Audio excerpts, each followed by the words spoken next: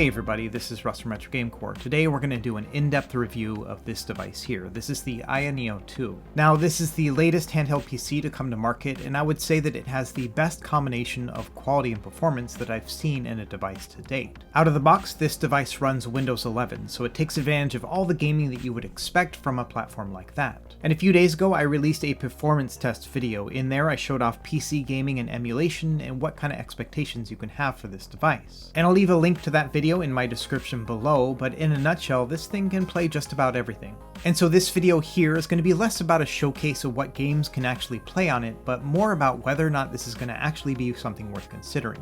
Because once I think we get to these really high price points like this one here, there are a lot of factors to consider. Now these just went up for pre-order a few days ago on Indiegogo.com. And even in just those first few days, they have over 1,000 backers and they've raised over $1 million. So there is clearly an audience for people who are willing to spend upwards of $1,000 or more for a handheld device. And so in this video here, we're going to take a deep dive review of the AYANEO 2, and we'll also compare it against some alternatives already on the market. And hopefully with all of that combined, you'll have a better idea of whether or not this is worth your consideration. And so without any further delay, let's jump into it.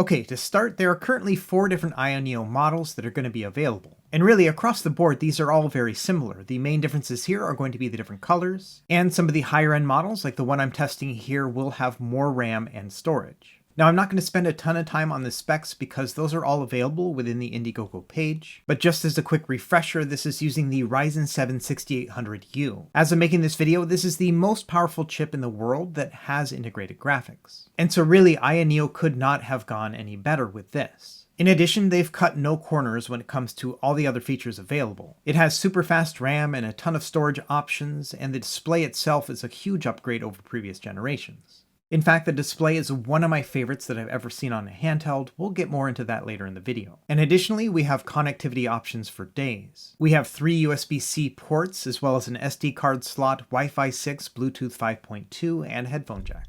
Now, because the chip on the AYANEO 2 is so powerful, I would say that it can also double as your primary PC if you hook it up to a monitor. And so if you do end up picking one up, I recommend during the checkout process to consider getting the dock as well. It is a bit pricey at $89, but they have a deluxe package which will include a case, controller, screen protector, as well as that dock for $146. And if you're already going to be spending $1,000 to get the device, what's another $89 or $146 to double the functionality of it? Now, in addition to the AYANEO 2, they are also selling one called the AYANEO Geek. And this one is very similar to the AYANEO 2, same chip and everything.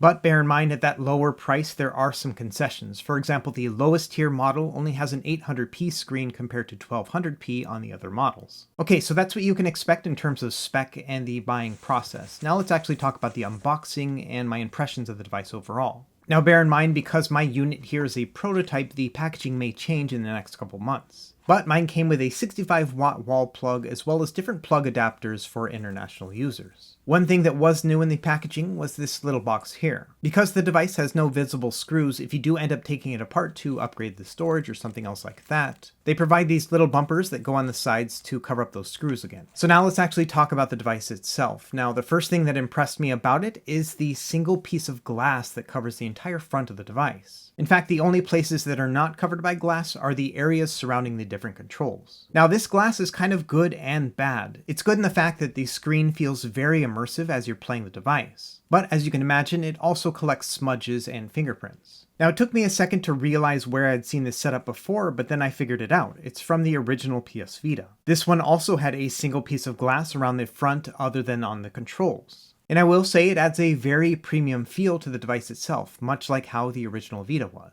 So now let's take a second and talk about the controls. These face buttons are a big improvement over their previous models. They still have a rubber membrane connection, but feel a lot snappier and more responsive than previously. The buttons themselves have a slight texture to them and have a really good amount of travel too. So overall, I would say these buttons are just fine. We'll talk about the analog sticks in a second, but before that, let's get into the D-pad. This D-pad is also greatly improved from their previous models and has a rubber membrane connection. Now at first glance, it looks a little bit too rounded to be very accurate. but I found that the amount of travel and pivot here is just about perfect. As you can see here, I'm having no problem throwing fireballs in Super Street Fighter 2. And so I would say among the various D-pads that I've found in the AYANEO devices, this is the best one yet. The edges are a little bit flared at each end, but that allows you to really roll it if you'd like. So I would say this D-pad is 100% Hadoukenable. Below that, we have our start and select buttons. These are a little bit small, but have a nice soft clickiness to them as well. So overall, I would say these are good buttons too. On the opposite side, we have two special AYANEO buttons. The one with the AYANEO logo on it will bring up the Quick Tools menu, and the smaller one to the right will bring up the desktop. Initially, I thought the one on the right was going to be a little bit too small, but I ended up liking it a lot. The fact that it's so small means that I'm not going to accidentally press it and show my desktop in the middle of a game. The analog sticks here are Hall sensor analog sticks just like they were on the AYANEO Next devices, and they feel excellent. These are the same analog sticks that are found in the Gillikit controllers. Up top, let's start by talking about the LC and RC buttons. And these are programmable hotkeys. I'll show you how to use these later in the video. Also up top, we have the ventilation port, two USB-C ports here, one of the two mic inputs, the volume rocker, and then a power button with a fingerprint sensor.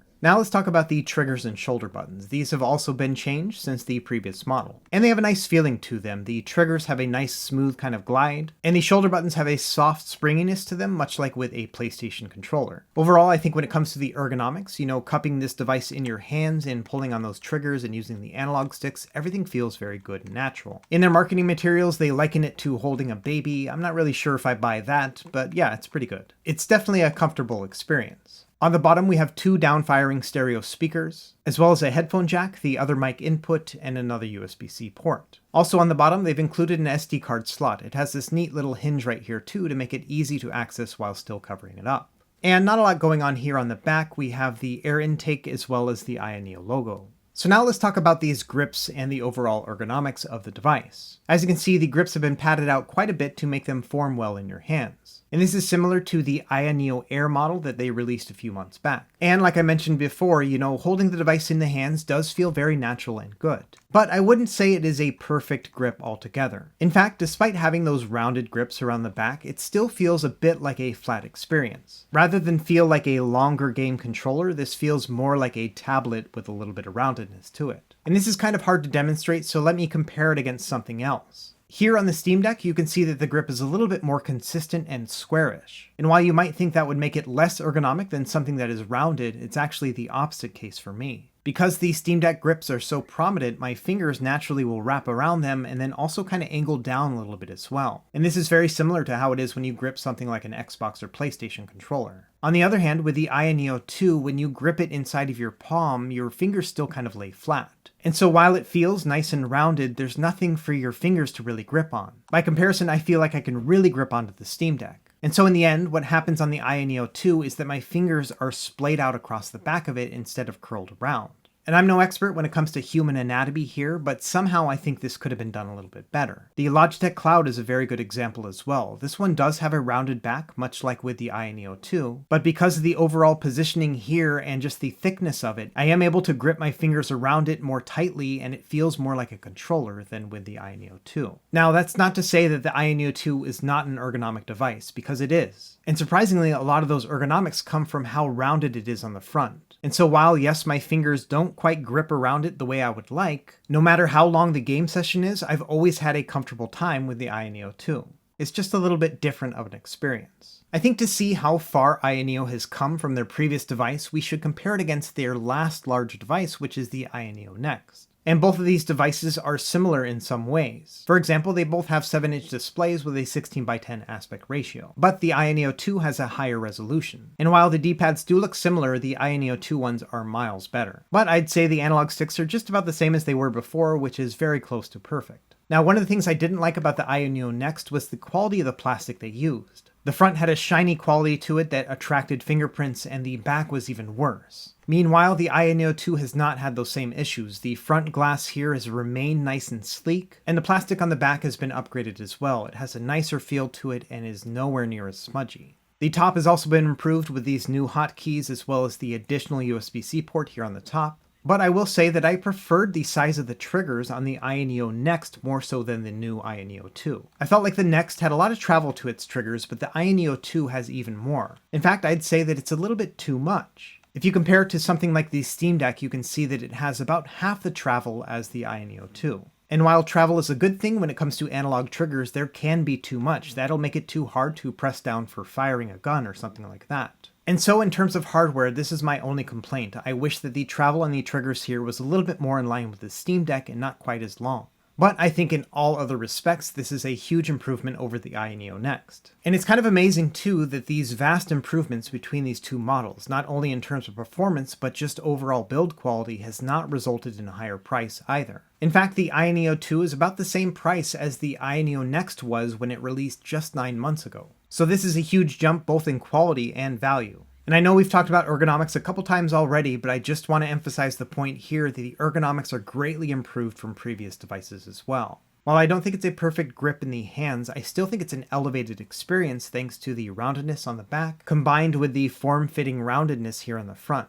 So now let's do some size comparisons to give you a better idea of what this device is going to be like in the hands. I'm going to do a mixture here of more obscure handhelds as well as some of the ones that are more mainstream. So as you can see with the AYANEO Air and its 5.5-inch display, it is much smaller. Same thing with the Nintendo Switch Lite, which has that same screen size. Moving up to a 6-inch display like the AYN Odin, you can see that it's getting a little bit closer but still quite a bit smaller. Same thing with the 6-inch Anbernic Win 600. Now, the original Nintendo Switch, as you can see here, is getting a little bit closer in size, but is a lot thinner and less ergonomic. And here's a comparison here with the 7-inch screen on the Logitech Cloud. Bear in mind this is a 16:9 screen, so it is going to be a little bit smaller even if it does measure at 7 inches. And of course, here's a comparison with the Steam Deck. Same screen size, same dimensions and everything, but as you can see, a much larger device by comparison. Let's do some weight testing next. So 664 grams. That sounds like quite a lot when it comes to handhelds. We'll compare that to the AYANEO Air Pro. This is the one with the larger battery, and as you can see, it's still only 440 grams by comparison.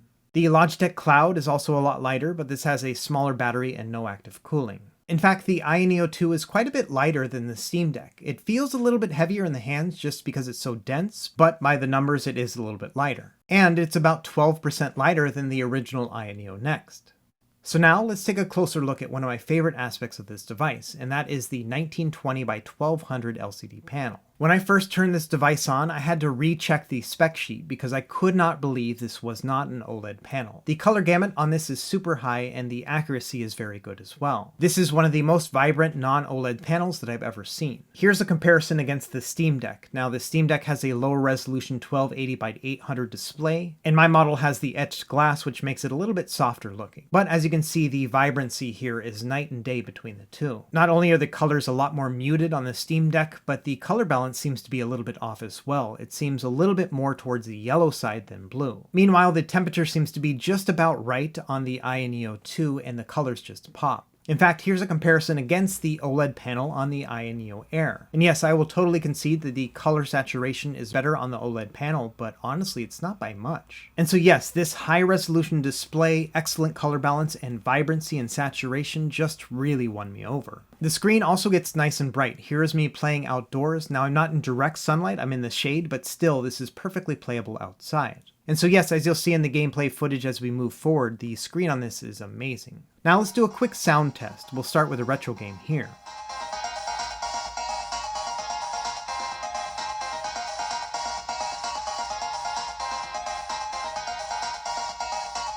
And to me, this sounds excellent. It is nice and balanced, and the high end is very crisp. By comparison, their previous device, the AYANEO Air, felt a lot more muted. I've also found the sound improves even more when you cup it in your hands.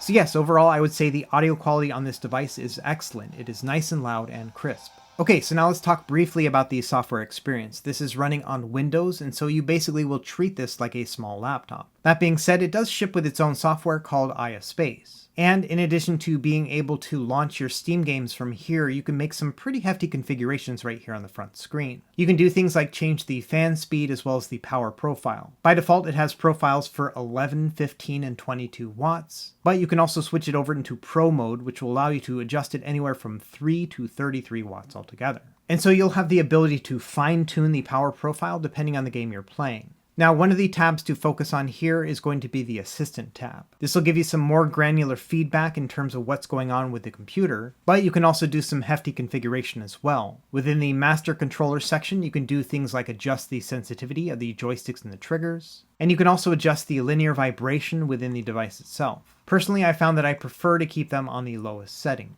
Below the Master Controller section, there is another configuration tool which is also important. And within here, you can do things like calibrate your joystick and buttons, and you can also adjust the RGB color effect right here if you'd like to change that out. Personally, I haven't really found an RGB light color that makes sense in the context of the brownish color of the Retro Power model here, so I've mostly been sticking to like yellows and oranges, and that works out pretty well. Also within this menu is where you can adjust the LC and RC hotkeys on the top of the device. Now unfortunately you only have 9 different options here. I wish these were able to be customized, but for now these ones are some of the more common ones you would want. Now, in addition to making the configuration changes within the main ISpace app right here, if you press the AYANEO button, that'll bring up what they call the Quick tool. This will give you access to things like the screen brightness and TDP and fan speed without having to get out of the game. And so that's a really handy overlay. And to be honest, I haven't really used the ISpace app when it comes to navigating games. I just do that within Steam. Now that they have that new big picture mode that looks like the Steam Deck UI, this just feels a lot more natural to me. And so for the most part, this is the interface I've been using. It basically turns this into a Windows-based Steam Deck. So yeah, that's the overall software experience. You are going to have to spend some time setting this all up, like you would with any other PC, but once you have it up and running, it's very easy to use the Steam Deck UI, and then you can use the Quick Tool toggle to adjust things like TDP right there. And so now let's talk a little bit about gameplay performance and experience. Now to start, I mentioned earlier that the TDP can go all the way down to 3 watts. But I found that even some of the more lightweight games, something like Hades, cannot run at a full speed at 3 watt TDP. And so when it comes to some of the more lightweight games, I found that a 6 watt TDP gives me the best performance. Now, I've spent a lot of time playing Hades on the Steam Deck. I think I've put maybe 30 or 40 hours into it altogether. And the difference in image quality between the two is night and day. That 1200p resolution makes the game look super sharp, and the colors just pop thanks to the increased saturation on this panel. And so while the Steam Deck does run at a lower overall power profile and probably will play a little bit longer because of it, I would still much rather play it on the AYANEO 2 thanks to how nice the image looks altogether. It really is a huge difference between the two. And so I think when it comes to playing lightweight indie games, I think I'm going to play it on this device more than the others. Not only does the screen look amazing on this, but the D-pad works just fine, as you can see here with Celeste. And as you'll see when we get to the battery life section, the gameplay performance on this is pretty great. I was getting an average of over 4 hours of gameplay time at 6 watts. Now I've had this device for about a week and I've tried all the various power profiles, but I found that when it comes to just playing PC games, that 22 watts is the sweet spot. That's going to allow you to play a lot of the heavy-hitting PC games with no real sacrifices when it comes to overall performance. At that power profile, you'll be able to play most games at a 1080p or 1200p depending on the game, and even some of the really hard to run ones will do well at 800p, which still looks nice and sharp on this display. And at the end of the day, I found that the overall gameplay experience was some of the best I'd ever had on a handheld. Not only does this glass panel in the front of the device really immerse you into that beautiful display, but the overall combination of controls are very impressive as well. Like I mentioned, the ergonomics on this are excellent. Not the best in the world, but still very good. When you combine that with the very smooth analog sticks and then those nice analog triggers as well, it becomes a very good total package. Now, of course, the ergonomics could be improved upon, and I wish that the triggers weren't quite so flappy, but still, taken as a whole, this is an incredible experience. And so I think when it comes to just playing PC games, your best bet may be to just try a 22 watt TDP and then adjust the settings to make sure you get some smooth gameplay. For example, here with Uncharted 4, I'm using a 22 watt TDP, but keeping it at a 1200p resolution and then set the FSR to performance mode. From there, I watched the Uncharted video from The Fox where he talked about the performance settings that he used for the Steam Deck. And so what I did is I mimicked those settings from that video, which I'll leave linked in the video description. And so with those settings combined, I was able to get a 40 frames per second performance with 22 watt TDP and a 1200p resolution. And so essentially we're getting about the same performance as we were getting on the Steam Deck, but at that higher resolution. And like I said, playing games on this versus the Steam Deck visually is night and day. Now, if you really want to crank it up, you can go to a 33 watt TDP. This is going to allow you to bump up those specs even more. But of course it is going to come at a cost. Number one is going to be the fan noise. Let me give you a taste right here.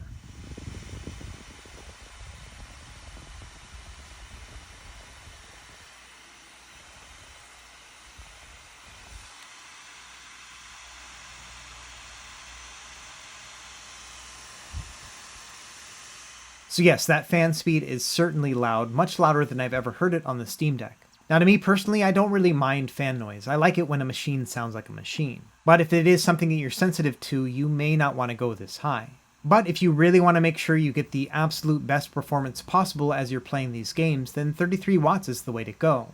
But just bear in mind that that high wattage is going to really drain that battery fast. In fact, that battery drained even more quickly than I expected. As you can see right here, the battery just died, and drum roll please, we got about 52 minutes altogether of battery life at 33 watts. And so now I think it's a great time to talk about battery life based on my week of testing with this device. Before we start, let's talk about the top right here. It takes about an hour and 38 minutes to charge it from 0 to 100%. That's by using the 65-watt charger. Now they are going to be opening up fast charging later in the software. It's not available just yet, but this is the time that I got from 0 to 100 now. Additionally, I tested the discharge while in sleep mode and it lost about 1% every hour. And so now let's look at the different games and the expected battery life. As you saw, God of War with the max TDP got about 52 minutes altogether. Now dropping that down to 22 watts to get into that game mode will require you to adjust some settings on those heavy hitting games, but you should be able to get about an hour and a half of battery life altogether. If you drop it even further to 15 watts, that's going to give you a little bit over 2 hours of battery life. And if you try their 11 watt TDP, you should get nearly 3 hours altogether of gameplay. And then at the very lowest setting, where I kept the device at 6 watts and then played various games throughout that time, I got just shy of 4.5 hours of battery life. So in essence, there is a huge range between the 5 different profiles that I tested. And if you want to take the time to kind of figure out what the best TDP and settings are going to be for each individual game, you can really squeeze out quite a bit of battery life here. Now, of course, battery life is always an issue with x86 handhelds. It's just not a very efficient architecture. But I would say, at least to me, when it comes to this type of handheld and the size of the screen that we're using, this is a pretty good amount of battery life here. Just be aware that if you plan on playing some of those heavier games, then you may want to be close to a charging brick. Okay, I got to show a little bit of emulation off just because this is an emulation-based channel here, but I did cover most of this in that performance video that I mentioned in the intro. So I'll have that linked in the video description if you want to check that out to get a better assessment of what kind of emulation performance you can expect. But real quickly, in a nutshell, if there's anything that can be emulated on Windows, it can be emulated on this device too. Much like with regular old PC games, it's all going to depend on how much TDP you supply that chip as it's trying to emulate that system. At 15 watts, you'll be able to play most systems, things like GameCube, Wii U, and PS3. There may be a game here or there where you'll want to bump it up to 22 watts, but for the most part, 15 watts seems to be the average. When you start taking it up to those higher systems like Xbox 360, then 22 watts is going to be best. And for Nintendo Switch, I found that 33 watts was the sweet spot. The Yuzu emulator itself wouldn't actually pull all 33 watts, but about 25 watts is what it was looking for. Either way, as long as compatibility is there when it comes to emulation, then yes, this thing has the power to play just about everything. Alright, and 3 more tests I want to show off before we start getting into the summary section. Number 1, I wanted to show off the SD card and how this works. Like I showed earlier, this has a little hinge right here, and then you just pop the SD card in. And from there, it just picks up on the SD card like any other external storage. And so I threw a couple games on here just to see if I could actually launch games from the SD card as well. And yeah, as you can see right here, Cuphead started right up, no problems. And then on the other end of the spectrum, I was able to launch into Cyberpunk as well. Now, loading times are probably going to be a little bit slower on an SD card, but honestly, I didn't really notice. It played just fine. And this is another one of those games where it'll benefit from adjusting the settings. Also, real quick, here's a temperature readout after playing a few minutes here at 33 watts. As you can see, the CPU is hovering around 85 degrees altogether at max speed. And this is the absolute highest that I ever found. For the most part, it would stay in the high 70s and maybe low 80s. So overall, I would say that's not bad given the small form factor of this handheld PC. Okay, next I wanted to test whether or not Batocera would boot from a flash drive, and yeah, it booted up just fine. Now this panel here is a portrait panel, which means that the display here is showing rotated. And unfortunately, when I rotated it to 90 degrees, it did not expand to fill up the whole screen. And this was actually a common problem that was found in the other AYANEO devices back in the day. And the fix for this is pretty easy. It's just a matter of using a custom shell script. But unfortunately, that script did not work on the AYANEO 2. But I think at the end of the day, the fact that this is booting into Batocera and the games are playing fine says a lot about how this is going to work here in the future. And so yes, while the screen isn't perfect right now, I think it's going to be just fine once this gets into more people's hands. Finally, the last thing I tested is Holo ISO. This is an unofficial build of SteamOS that can be booted from a flash drive or an SD card. And so here I am booting it from an external drive, and yeah, by all appearances it works just fine. However, when starting up a game, things got a little bit wonky. As you can see, the colors are off, as well as the display is not oriented correctly. So this could be any number of things, but it's probably some driver incompatibility given the fact that no one really has this device just yet. At the end of the day, I'm confident in saying that SteamOS will play on this device in the future, just not quite yet. Okay, we've been at this forever, so let's go ahead and start summing things up. We'll start with what I like and then talk about what I don't. To start, this is a very premium device. Just holding it in the hands is an amazing experience. The display on this is gorgeous, one of the best I've ever seen, and the ergonomics are very solid. They don't quite fit with my own preferences when it comes to holding a handheld, but it's still a very comfortable experience. I'm also a big fan of that SD card slot. The ability to easily expand storage is just a really nice thing. And like I mentioned before, the total package of the gameplay experience, that's the combination of the display and the controls and the audio, is really nice. In fact, this is probably the best experience I've had with a handheld hands down. It also doesn't hurt that the Ryzen 7 6800U CPU inside of here can play just about everything within limits. As long as you're willing to make some concessions here or there when it comes to graphical fidelity or frames per second, you should be able to play every game available. And that includes games that don't play directly on the Steam Deck without installing Windows, things like Destiny 2 or Call of Duty. But of course, this device is not perfect, so let's talk about what I don't like. Number one, that battery life just remains a problem. It's not really anything having to do with the device itself, just the architecture it happens to use. I'd love to get to the point where I don't even have to think about battery or power profile, and I can just turn on a game and start playing, but unfortunately that's just not possible right now. I also think that the travel on the triggers is a little bit more than I would have liked. I think that it can be about 3/4 of what it is right now, and it would be perfect. Additionally, while I think the device is nice and ergonomic, the grips are not perfect. I would have preferred that they were a little bit chunkier so that my fingers didn't lay flat against the back of the device. And finally, probably the biggest sticking point for most people who are potential buyers is that this device is pricey. Now, of course, what you're getting for that price is really impressive, but all the same, we're talking about $1,000 to be able to play games on a handheld. And so I think the ultimate question about the AYANEO 2 comes down to whether or not this device is going to be worth that price for you. And it just so happens that two of my friends had that same exact dilemma. These two guys are named Rupert and Wallace, and their portraits were drawn by my oldest son sometime last year for one of my other reviews. And these two guys are brothers, and they've had a big disagreement over the years. Basically, they don't see eye to eye about anything. And so they recently hired me to be a moderator between the two because they both wanted to buy a handheld PC. On the one hand, Rupert is a staunch supporter of the Steam Deck, and Wallace was more interested in trying out an AYANEO handheld instead. And so I sat down with each of them and I had them list out why they thought that device was a better fit for them than the other. And so here are the results of that session. To start, Rupert was really looking for something that had a more consoleized experience. He really didn't want to have to deal with setting up Windows and installing all the games and the applications and then figuring out how to navigate all of them on a platform that isn't really meant to be used with a controller anyway. Additionally, Rupert doesn't have a lot of spending money. He's the manager at a local bubblegum factory in Canton, Ohio, and the pay just isn't that great. And so he was really attracted to that $400 starting price of the Steam Deck.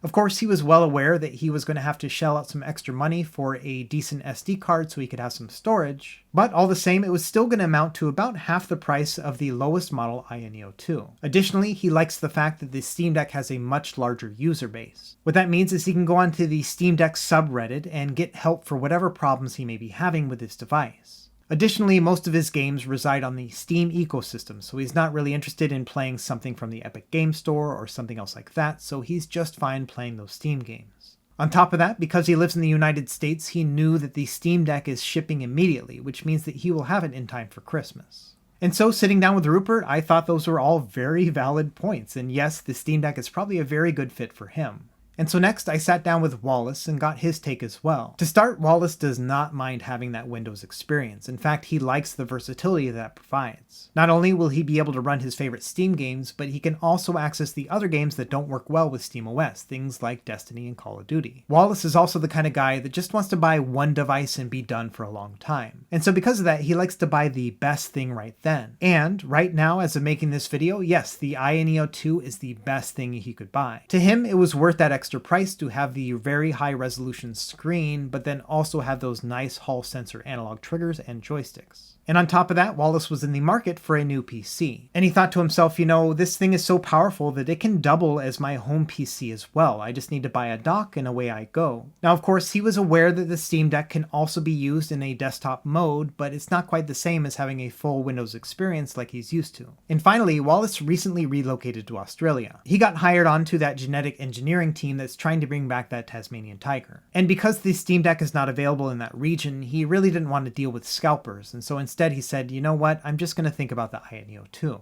And so in the end, these two brothers got together and they asked me who is right between the two. And as much as they hated to hear it, I said, you know what guys, you are both right. Because the Steam Deck and the AYANEO 2 are both excellent devices with different use cases. If you want to have the best bang for your buck and you live in a region that ships the Steam Deck, then that's probably going to be your best bet. But if you want that more premium experience and you can afford it, then I think the AYANEO 2 is still a very excellent device for the price. It's probably going to be overkill for many people who want to have a nice handheld PC, but if you want to have all the versatility and features that come with a Windows machine and you also want to have this double as your home computer, then yes, this might be a better bet. Either way, if you are considering this device, I would say that yes, the power and performance are definitely there, and the ergonomics are a lot better than I thought they would be. And when you combine that power and controls with this display, you really have a winner here. And so let me know what you think in the comments below. Is this the device worth getting, or are you going to wait for something else? As always, thank you for watching, and be sure to like and subscribe if you found this helpful, and we will see you next time. Happy gaming.